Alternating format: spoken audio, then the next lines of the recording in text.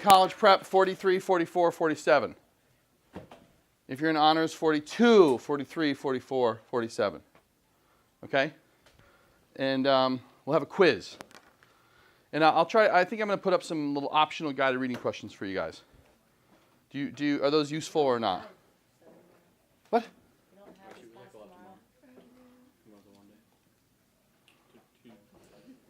And we don't have school on Monday. Yeah. What?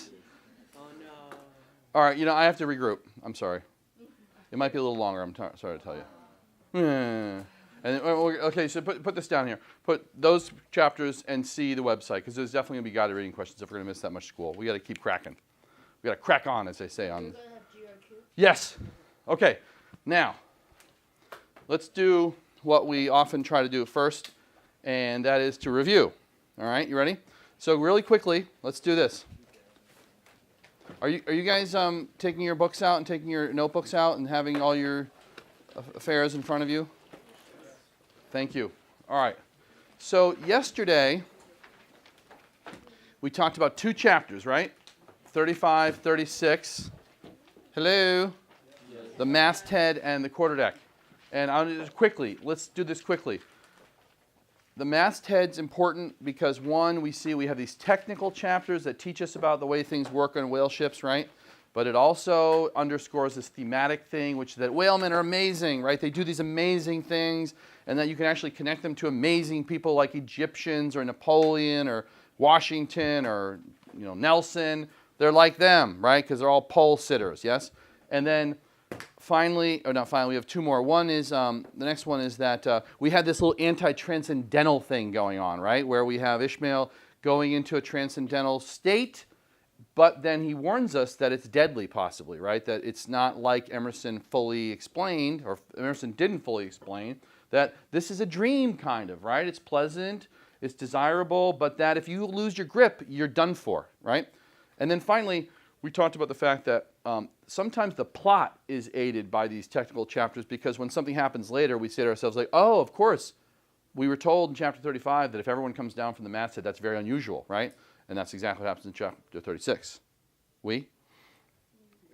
All right, now, if you remember chapter 36, this is it here, yes? Right? Yes, huge, important, eagle eyes, right? If you don't know what this means, then you are lost. Now, how about this one over here? This picture. Does that right? Don't laugh, Dan Chalk. What does that mean? Yeah, the whale and all visible objects are just pasteboard masks. And what is Ahab really after? Yeah, the thing behind. Which he says it's that inscrutable thing that he hates most and that he's determined to get at, right? So it's really, in the end, not for the whale that he's in pursuit, but it's for some kind of knowledge or understanding. And who on the ship knows this? Starbuck, right? Starbuck. And as, gives snaps to Su Young, that later, eventually, okay, also Ishmael, right? Like he seems to either figure it out or been told or something, right? Good? Check? All right, let's jump into the next chapters. 37. So today, we're doing 37, 38, and 41, right? And I want to help pilot you guys through these chapters to highlight some of the key things here. So the first, did you guys do questions for today? Yeah. Can you just take them out? I think I asked you this question, and I think I want to start here. Let's start here. And that is, did it occur to any of you to think about the narrator here? In 37 and 38. How he knew what they were thinking. Yeah, somebody just state, what's the problem? How could Ishmael, Speak up, speak up. How could Ishmael really know that Ahab is saying all this when it says that he's alone and kind of talking to himself? And the same is the case for the next chapter too, right? Starbucks. So exactly, that's okay. Everybody agree with that? This is how is this possible? We have a narrator who identified himself right in the beginning of the book, and now we're in a room alone with the captain, and he seems to know everything he's saying. Discuss. He's embellishing, probably, like he said he might with some characters. So explain it. he's making up this soliloquy in order to show what he believes Ahab was thinking at the time. And we'll go into his All right, I like that possibility. Like, this is Ishmael's just best sort of literary guess at what was going down below decks. Is that what you're saying? Yeah. Okay, I like that. How about some more? So that's back to chapter 26 where he told us, I'm going to weave tragic graces around these guys. And let me ask you something. What does Ahab talk like? Will Solomon? Kind of like he's mad and crazy. Yeah, but like the level of his speech, I mean. Do you guys understand what I'm asking you? I mean, is Ahab a crude speaker, or is he poetic and theatrical? How would you characterize the way he talks? Pretty poetic. Yeah, it's pretty philosophical, poetic, pretty grand, right, the way he talks, right? So, all right, that's it. Do we have any other theories here? Possibly Ishmael could have snuck into the captain's quarters. Okay. He does seem to be drawn to various things. Yes. Kind of simple, so He's a pretty curious fellow, isn't he? So, all right, his theory number 2 is that Ishmael's in the room somewhere. Maybe Melville's switched off the Ahab his chapter. Which is not... Okay, so explain that. What do you mean? Maybe it's not, because earlier it was the the play, so maybe he's kind of doing something different here where Ishmael's not even there. That's what I was thinking as well. Yeah, flesh it out a little bit more. That's really interesting. So there's another possibility altogether. Go ahead. It's a digression from the story. It's just not even. Now it's just Ahab's the one telling the story as opposed to Ishmael. Okay, so the Moby Dick as we knew it for the first, 35 or 36 chapters doesn't exist for a moment, right? And you could easily argue that might be true because look how chapter 41 begins. What does he do? Talked about how he was one of the masses. Yeah, he says like, I, Ishmael, which implies like he's been gone for a little while. You know what I mean? Like it almost sounds like the narrative like stops. It becomes a play, and no one narrates a play, right? It's just like each character has his own line in the script.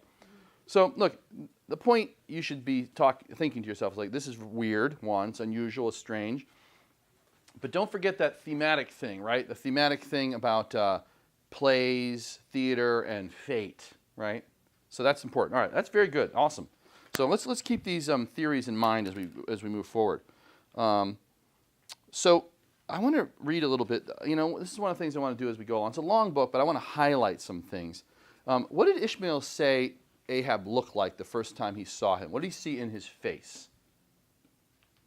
Madness almost. The first time, the chapter called Ahab, when he comes on deck, he said he looked like Percy. Yeah, but he had something in his face. It's page 109. Scar that went down his Yeah, but no, an expression. Can you look at page 109? This is on the right-hand side, I think. All right, on 109. The posture he maintained. Yeah, on the end of that second big paragraph, it says the following. And not only that, but moody, stricken Ahab stood before them with a crucifixion in his face, in all the nameless, regal, overbearing dignity of some mighty woe. Right? So who's he comparing him to? Yeah, it's like the pain that he's suffering is a kind of epic pain, right? On the level of one of the great stories of time, right? The crucifixion of Jesus. And of course, what is Jesus suffering for? It's a kind of it's for others, right? So this is interesting that he puts that word into describing Ahab's initial face when he first sees it. Now go to what we just read. What does Ahab say here? He says the funniest thing. He's like, oh, my head. My head. What's he feeling on his head? Well, he doesn't say it that. He calls it what? He says, I feel this crown on my head, and it's made of jagged iron. And he calls it a certain crown. Remember what it was? The crown of Lombardy. And did anybody go look that up? Wasn't it something they put on, these crowns of Romans? Yes. Like a nail from Jesus' cross. Aha. For, like, the king. Wait. It's an iron crown for kings, right? So Ahab is like regal in some way. But it's biting into his head. It's crushing his skull, right? Which sounds like crown of thorns, right? And then we find out that the crown of Lombardy, which obviously is not actually on his head, but he feels it, it's weighty, is partly made from one of the nails of Christ, right? So there's all this stuff kind of oddly in the air, right? Like he's being compared in curious ways to Christ here. So that's something that you should have paid attention to. Now, a couple other things here, though. He says something very interesting. He says this.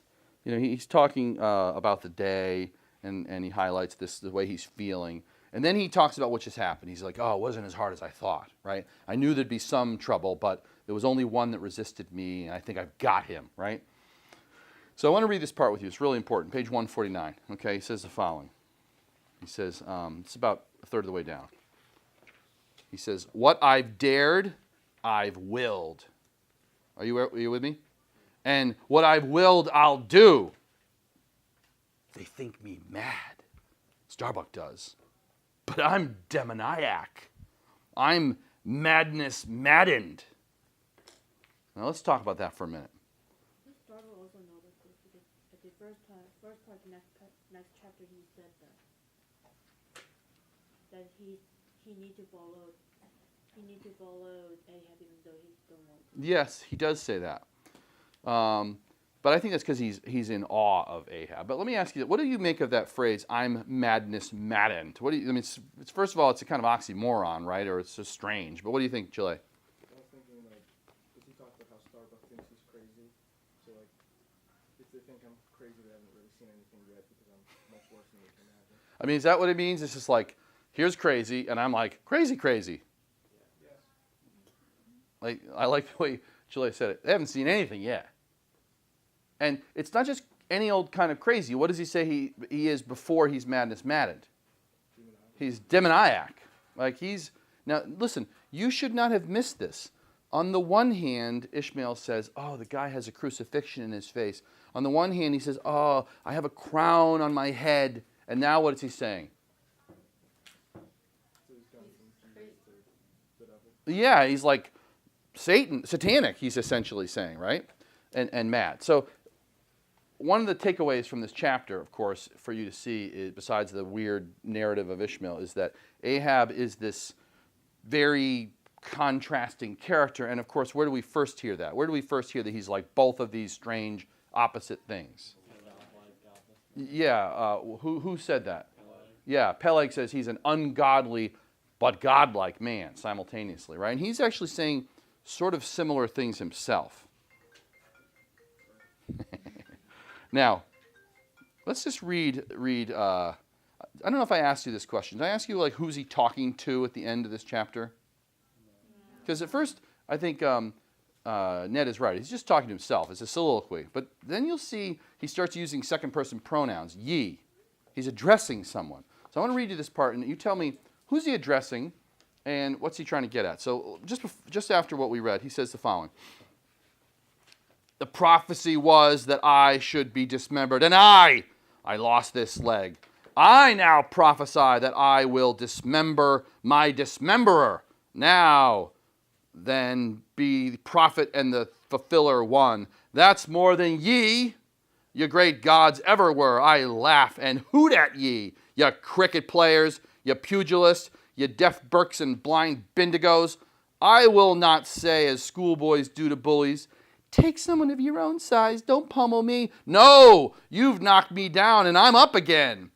But ye have run and hidden. Come forth from behind your cotton bags. I've no long gun to reach you. Come, Ahab compliments to you. Come and see if you can swerve me. Swerve me? You can't swerve me, else you swerve yourselves. Man has you there. Swerve me. The path to my fixed purpose is laid with iron rails whereon my soul is grooved to run. Over sounded gorges, through rifled hearts of mountains, under torrents, beds unerringly I rush. Not's an obstacle, not's an angle to that iron way. Now, who's he talking to? No. He says, you gods, right? Like, where are they hidden behind? What are cotton bags? Come on, use your imagination. The clouds. He's like, come on out. What is he inviting them to do? No, he's like, come on out. He's taunting them, right? He's like, come on, I'll fight you. So this is important. You see, like, he is, this goes back here, right? Of course, like this guy is actually shouting at the gods. He's raising his fists, right? He's shaking his fists at the gods. And what is he daring them to do? What does he mean? What does he mean by swerve? Swerve me. You can't swerve me. Try and stop it. Try to stop me. Try to change me. It's not possible, right? So let me ask you something here. When it comes down to freedom of choice, where's Ahab coming down at this moment? Who controls him? He does, right? He is all will, right? He is what I've dared, I've willed, and what I've willed, I'll do, right? He is in charge. You with me? At this moment, right? So make a note of that because this is going to be kind of an ongoing dialectic about to what extent you can control anything, right? And at this moment, he's like, I'm in charge. Try to change me, God. You can't do it, right? He's defying the divine, which again is kind of odd in this whole mix of him being at sometimes demoniac and then at sometimes Christ-like, okay? Thoughts, feelings? How are you feeling about Ahab right now? I'm just curious. What do you think of this guy? Okay, you like him. All right, fair enough. What do you like about him? He's like so strange and contradicting. It makes him more interesting. Okay, yeah, he's certainly an interesting guy. No idea like where he's gonna, like how he's gonna end up in the end, or like what's gonna happen to him. Yeah, there's nothing predictable about this man, right? He is all over the map. Okay, good. What else? It's pretty cool. He's cool. All right. Cool. Su Young. I still questionable the old man said Ahab will like Ishmael. What?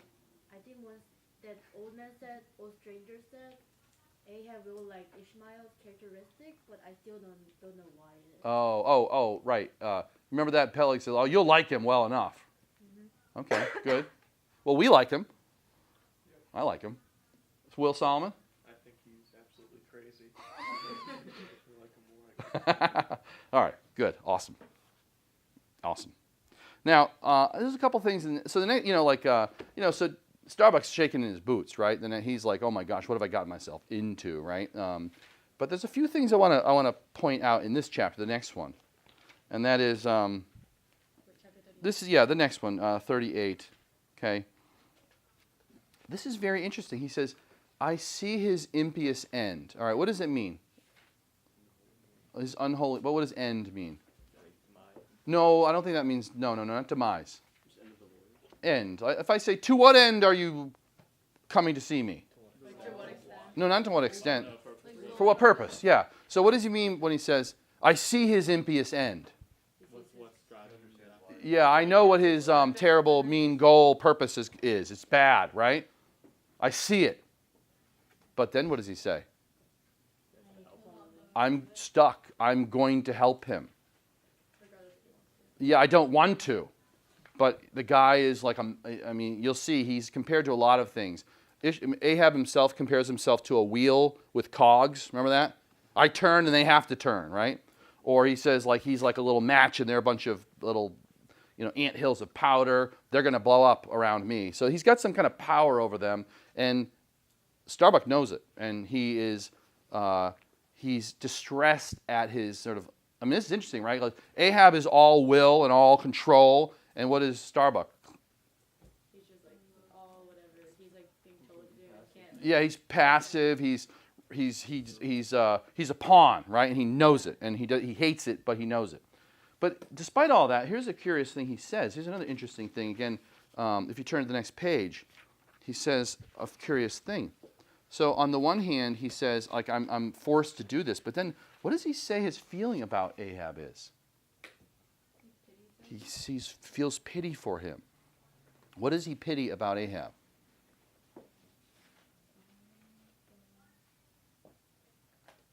He saw a woe in his face. Yeah, it's that woe. All of this crazy quest that he's announced is really it's originating with this sense of woe and pain he has, right? He says this great line. I love this. He says, this is on page 150. Turn to page 150, please. Rachel. Thank you. Okay, he says the following.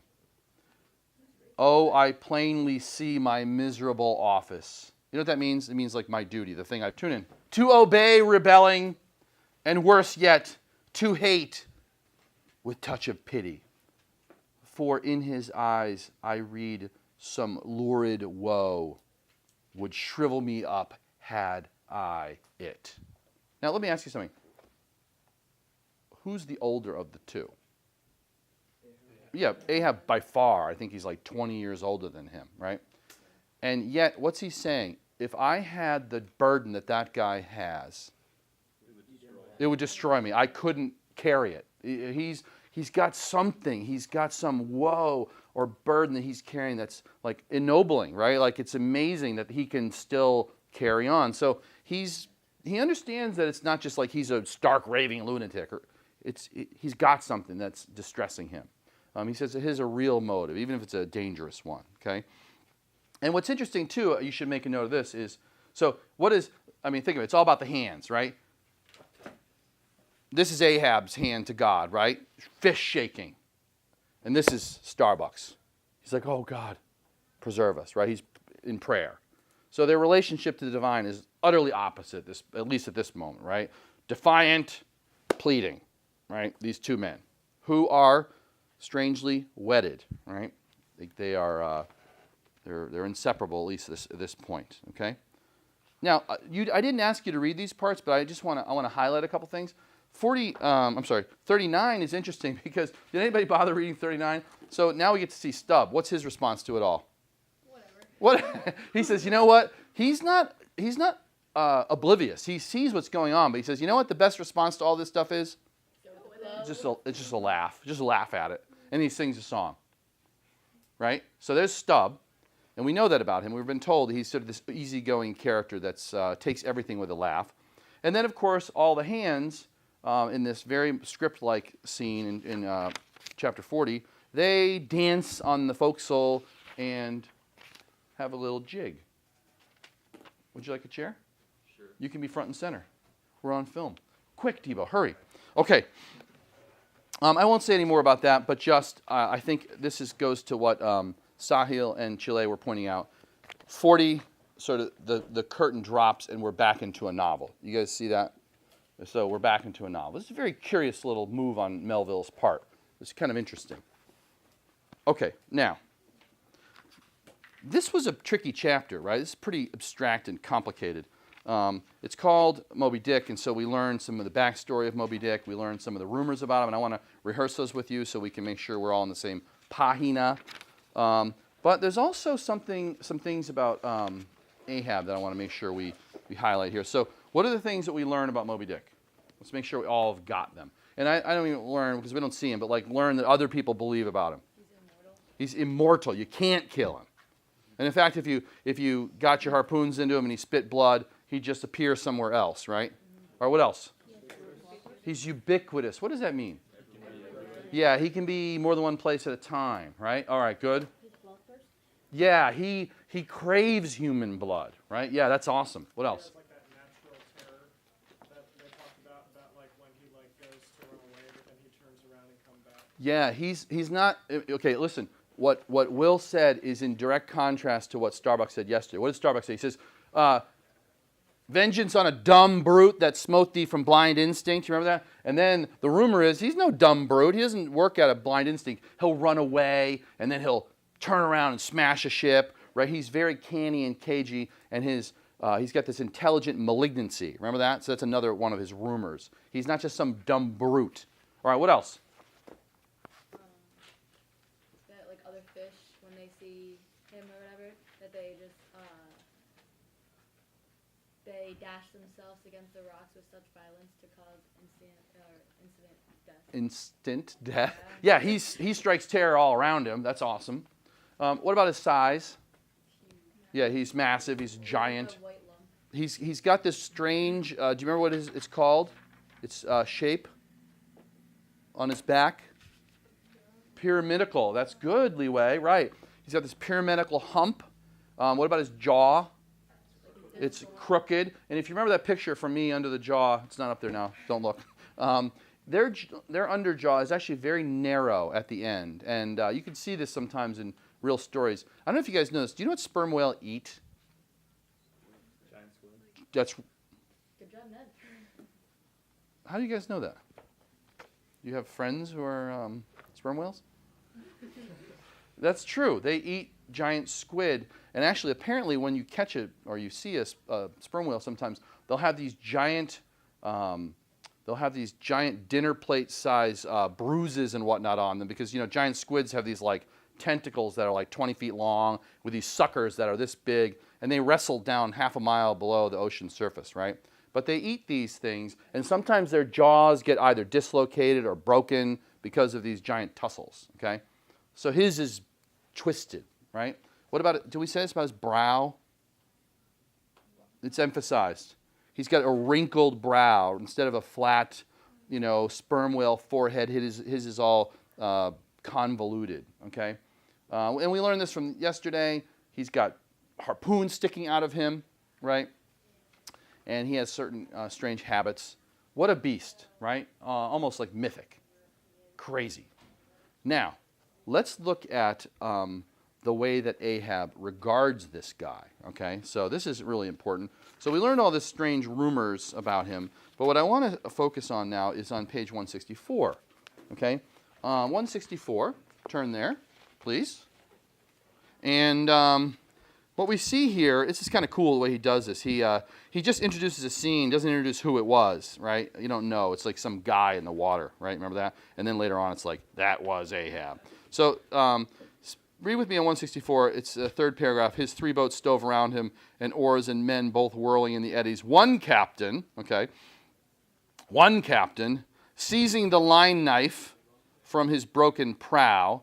So I don't know if you guys understand this. I show you a little picture here. You'll learn more about this soon.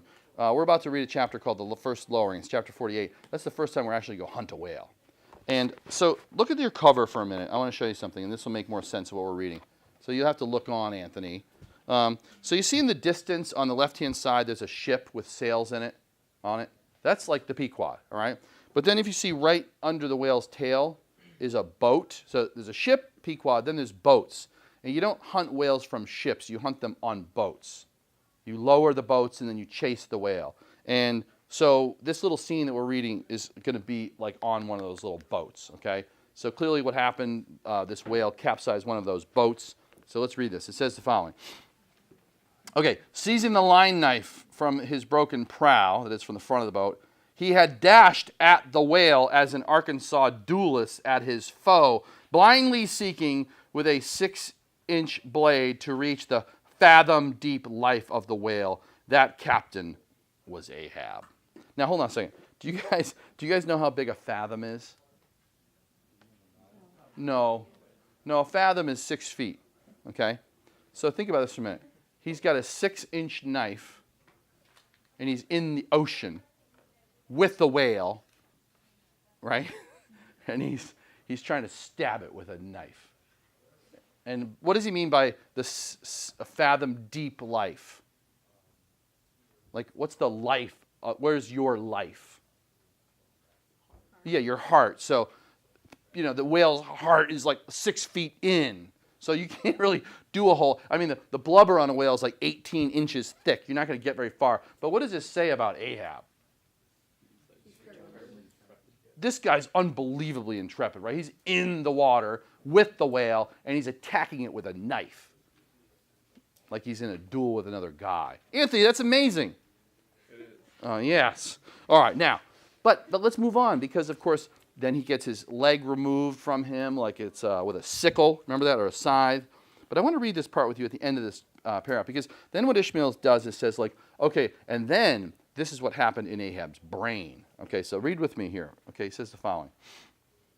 Okay. Go down about halfway in that paragraph on page 164, where it says, the white whale swam before him. Can you find that? Are you there? You got it? The white whale? All right, the white whale swam before him. Now, remember, he's not in the water anymore. He's now in a bed or in a hammock somewhere.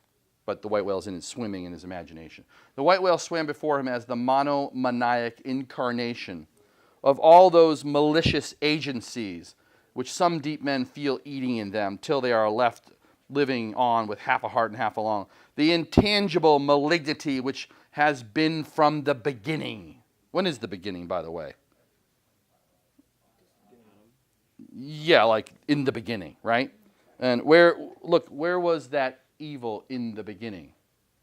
The serpent, right? Satan. And he's saying, look, that intangible malignity that's been around from the beginning, what Ahab has done is he has made it fleshed in the whale, right? He says the following: the intangible malignity which has been from the beginning, to whose dominion even the modern Christian ascribe one half the worlds, which the ancient Ophites of the East reverenced in their statue devil. Ahab did not fall down to worship it like them, but, here we go, but deliriously transferring its idea to the abhorred whale, he pitted himself all mutilated against it. You got to underline this. All that most maddens and torments, all that stirs up the lees of things, all truth with malice in it, all that cracks the sinews and cakes the brain, all the subtle demonisms of life and thought, all evil to crazy Ahab, were visibly personified and made practically assailable in Moby Dick. He piled upon the whale's white hump the sum of all the general rage and hate felt by his whole race from Adam down, and then, as if his chest had been a mortar, he burst his hot heart's shell upon it. Oh, that's good. All right, let's talk this now. So this is kind of curious, and it should remind you of some things that Ahab himself has said. So let's just rehearse this a little bit. So from Ishmael's understanding, at least, like, what is Moby Dick to Ahab? The embodiment of evil. What did you say? Representation of all evil. And what is his, then, goal? To destroy it. Right? Agreed? Right? And notice, Ishmael says on numbers of occasions, crazy Ahab, delirious, implying what? About this idea. It's nuts, right? Nevertheless, maybe it is nuts, but here's the thing. What would you call someone who is determined to destroy that which represents all evil?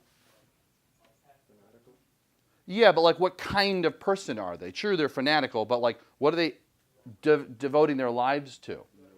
Yeah, I mean, wait, do you guys see this as like heroic and noble, at least from the point of view of Ahab, right? Like, he is determined to take the thing which is all evil and destroy it, right? And I love that last line. Do you guys all know what a mortar is or not? Yeah, someone who dies. No, mortar, not martyr, although he is a martyr, I guess. No, he says it's like he was a mortar. Can you unpack this metaphor? It's really kind of cool. It says, and he says, and then as if his chest had been a mortar, he burst his hot heart's shell upon it. So, what is a mortar? Yeah, but like, be really specific. Like, yeah, but like, what is the mortar part of it? Shell. Wait, is the shell the same as the mortar? Will Solomon seems like he knows. So a mortar is a small artillery piece that fires. He definitely knows. So, Focus on. Start over again, my friend. so it's a small artillery piece that has usually a Leg, yeah, it's stand. a stand that kind of adjusts at different angles, so it can fire straight up and above things, and over things. So the shell is what you put into the mortar. So the mortar is stationary. Yeah. And then you put a shell in it. So let's unpack the metaphor. What is the mortar? It's Ahab. And what is the shell? Read it.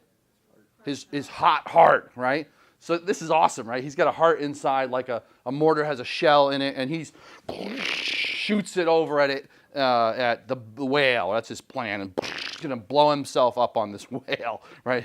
His very life, right? He's going to give to destroying this whale and this violent. Excuse the interruption. This is a reminder that all 10th graders, including those with 2:30 athletic practices, please report to the cafeteria at the end of this period. You do not need to bring anything with you. Just come to the cafeteria and sit at an answer sheet space. Any 9th grader who did not complete the PSAT answer sheet in Ancient Studies earlier this week, please come to the cafeteria too. Thank you. Thank you. All right, now let's think about this for a minute. Given all of this, what does Ishmael reveal about his madness? This has to do with the owners of the ship and this whole mission. Yeah, so how does he behave? If they're completely unaware. But how can that be if he's a lunatic? If he, Drive on the side of him. He manifests himself in another form. yeah, his madness is a feline, kind of cagey madness. Remember this? And so he's able to kind of suppress it. Because, of course, think about this. If you were Peleg and you were Bildad, and your captain who you hired said, like, oh, by the way, I'm going to risk everything you've invested to hunt this one whale, what would these guys say? Like, new captain, next, right? Like, there's no way they're going to let him go do that. So he's suppressed that plan in order to fool them, right? And his madness is only, or his mad plan at least, is only now revealing itself that he's safe, right? He's safe at sea. No one can tell him what to do out here. Yeah, go ahead. Didn't he wait like 6 months before he even announced his plan? Yeah, that's right. Yeah, they're far away right now. They're far from Nantucket, right? So that's an important thing to see, that like he's got this kind of, and he says, right, he's madness maddened. I mean, you could argue that madness maddened is also sort of like an inverted.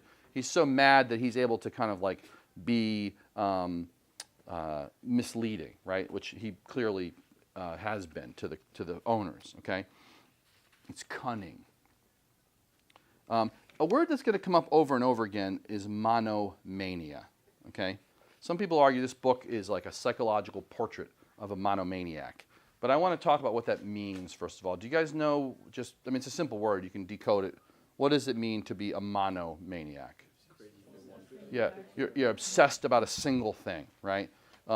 So keep an eye on that word. It'll come up over and over again in the novel, and it comes up for the first time here. So let's finish up today by on 167, okay? And so Ishmael himself sums up, right? He says, "Here then was," right? So he's like, okay, this chapter about Ahab and Moby Dick is over. He says the following: "Here then was this gray-headed, ungodly old man," there's that word again. You should underline that, Ned. Okay, it's on page 167. Don't move. "Chasing with curses a Job's wail round the world." Now, I want to just leave you with this thought. That's a weird, do you guys know who Job is or not? Yeah, there's a book of Job in the Old Testament, right? And, we all know that the book of Jonah has a whale in it. But I wonder if you knew about the whale in Job. Yeah, in extracts it came up. But I'll just say this. Underline that. Keep your eyes peeled for the book of Job and Job's whale. All right. Good work. I don't know. Period 3, period 7. Who should be on film? That's what I want to know. Yeah, please turn those in.